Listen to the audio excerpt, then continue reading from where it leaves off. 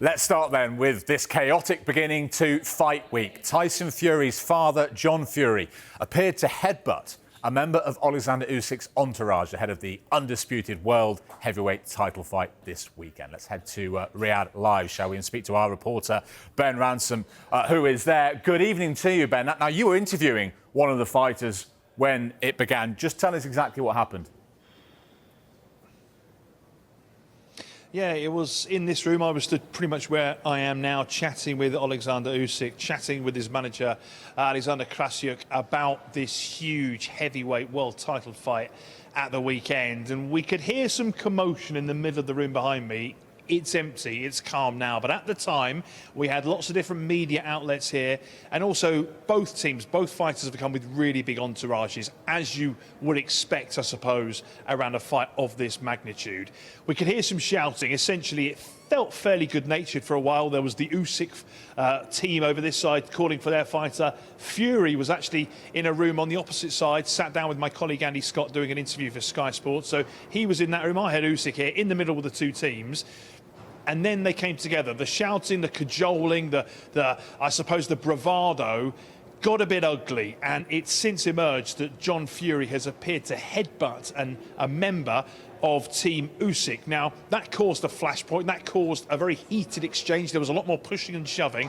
Tensions really had to be calmed down. And I'll warn you, the pictures we picked up after the clash are a little bit distressing. There's some graphic imagery here. When you look at John Fury and you look at the fact that he had blood pouring from his forehead, he tried on a few occasions, member of his team, to stem the flow of blood, but it had run down his face, it got into his moustache, into his beard, and it was clearly a result of a pretty ugly clash, as I say. John Fury, I managed to grab a word with him after everything had settled down, but even so, he was still pretty riled up. I ask you what happened? Yeah, disrespecting my son, the best heavyweight to ever wear a pair of boxing gloves, coming out with all that rubbish. You know, he's in my face, trying to be clever. What sparked the confrontation? Them coming into your space? Yeah, coming into my space. Usyk, nobody's bothering with them. I was only chanting my own son's name, so they got step closer and step closer. So at the end of the day, I'm a warrior. That's what we do. We're fighting people. You come in the space, you got to get what's coming. Does it show how much tension there is around this week and what's at stake? No, listen, it's not about the fight. We've done everything we can. Tyson's in fine fettle, but you're probably going to see on Saturday night the best Tyson ever. But this is what he comes off. We're fighting people. You know, that there's a regular occurrence. That's 7 nights a week for me, that. We're not interested. So the last thing they're going to do is get one over on me or my family. It will not happen. You be disrespectful. We don't talk. We don't scream. Who cares? Not me. It's a bit of claret. Fury! Fury! Fury! Fury! Fury! Fury! Fury! Wow, not the sort of interview you were expecting to be conducting today, Ben, that's for sure. I mean, what happens now? Could there be repercussions to this? Well, I think you got a sense of it there, Jules, when it had calmed down, don't forget, and then it kind of lit up again. It just shows that there's a lot of tension in this room. The two fighters were kind of stalking each other around. They're supposed to be being kept apart, and their schedules were supposed to mean they could pass around without really coming into contact with each other. But as it was with those entourage shots, it did happen. And you can understand the Saudi authorities have taken a pretty dim view of it. I was told that actually there was a Saudi minister, the Minister for Industry and Mineral Resources, was in another part of this hotel.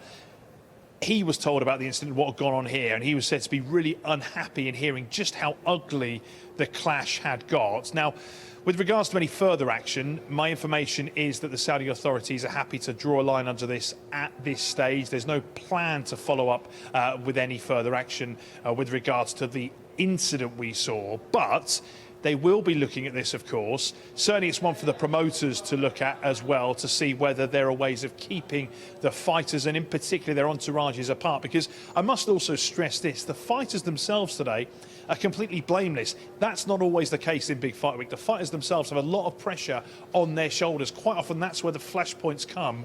Not today. They were absolutely fine. In fact, Alexander Usyk was next to me, stood right here, just trying to calm his team down. He was calling them to back off. He said the whole thing was stupid. And I spoke to Tyson Fury afterwards as well, and he said, look, it's not about that. It's about winning the belts on Saturday and going home. So as far as the fighters are concerned, they were not involved. But certainly it's a warning, I suppose, that there will be tension and it will rise, and we could get flashpoints like this for the rest of the week. And we've heard John Fury's side of things, thanks to the interview you did with him. What about Usyk's camp? I know you spoke to them as well. What's their version of the incident and what happened? Yeah, and as I said, I mean, Alexander Krassyuk, Usyk's manager, with Usyk, was with me when it happened, so we didn't quite see what happened initially. Now, he'd gone over, and then I did see him a few minutes later actually embracing John Fury, and, you know, they were shaking hands, and everything seems to be quite cordial.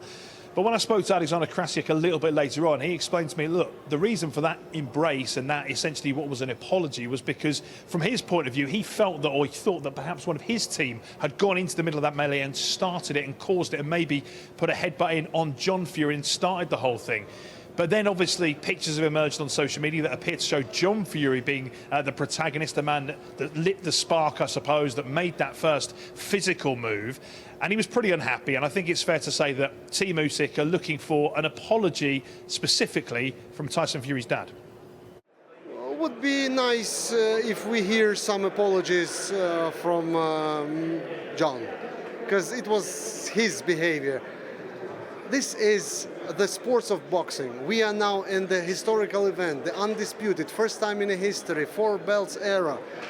We are the example for the whole world. The whole world is watching and at us, and new generation kids are taking us as an examples. What would they see from this? What would they make from it? Of course, there's going to be some rush in the internet, but it's up to him. If he wants to apologize, it's up to him. I will not take my apologies away, because it happened, then it shouldn't have happened. We did also hear that John Fury did make an apology. That was to the hotel manager as he was leaving. He said, sorry for that. And you do wonder also whether the Saudi authorities will be reminding, maybe not both camps, but certainly maybe the promotional teams, just where the line is. And I think Alexander Krassyuk made a point to me that was quite fair, really. When it comes to all the verbal altercations, the shouting, even a bit of jostling, that's fine. But when it gets physical, certainly to that extent, that's where they draw the line, which is why he's asking for an apology there. We may see that. They'll be back together for the rest of the week. Tomorrow will be the grand arrivals. So once again, we'll see the two fighters in the same space again. Then we'll have the workouts, the press conference and the weigh-in before fight night itself. So there's plenty of future occasions where they're going to have to coexist and not let things get to that level, because we've got a huge heavyweight world title fight this weekend. This is, remember, the biggest fight in this division in 25 years. We've not had an undisputed champion since all the way back in 1999 when Lennox Lewis beat Evander Holyfield to unify what was a 3-belt era back then. 4 belts on the line this weekend, and both fighters are very much aware of the significance of what that means. Yeah, you know, both teams are here. Both teams want to win, and it means a lot to them both. So both men are undefeated, and, you know, the best man will win on the night. That's it. I'm accumulating my energy, because Saturday it's a very important day for me. Yeah, it's obviously it's a big thing to become undisputed champion. Means you're number 1 in the division, yada yada yada, all that stuff that comes with it. To have all the belts at once. Before last time there was only 3 belts, I believe. Now there's like 5 or 6 or 7 on the line, so there's a lot more to fight for now. It's the first time in history that there's been more than those belts that Lewis and Holyfield fought for back in the day. I'm really excited, looking forward to the task.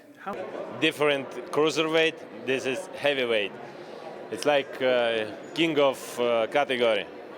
Is it the biggest title in the world? Yes, a lot of people who training boxing, who have opportunity to step heavyweight, all people dream, oh, heavyweight, it's like big category, it's absolutely king of category.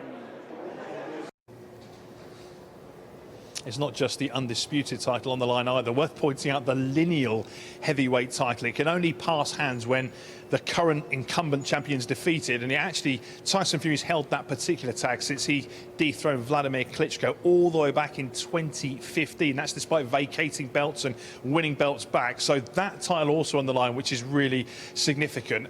I can finish by dispelling a few rumours, because I've seen some clips that go around on social media of Tyson Fury on crutches as he left the hotel today. In fact, when he came in to sit down to an interview with Andy Scott that I mentioned earlier, he had the same kind of thing, but he's not injured, don't worry. We're not having a repeat of that postponement with the cut, which saw this fight originally postponed from February. It was just a joke. They were borrowed from his nutritionist, Greg Marriott. It's all fine. This is Tyson Fury having a bit of fun. And to be honest, it's nice to have a little bit of fun, given the fact that we saw some pretty ugly scenes and tensions rise. Let's hope we get a bit more of that tomorrow, because there's so much on the line. There's so much focus, so much global attention on this fight, and this fight week in particular, and you can understand why, given the magnitude of what's at stake on Saturday. Ben Ransom with every angle covered there in Riyadh this evening. Thank you very much indeed.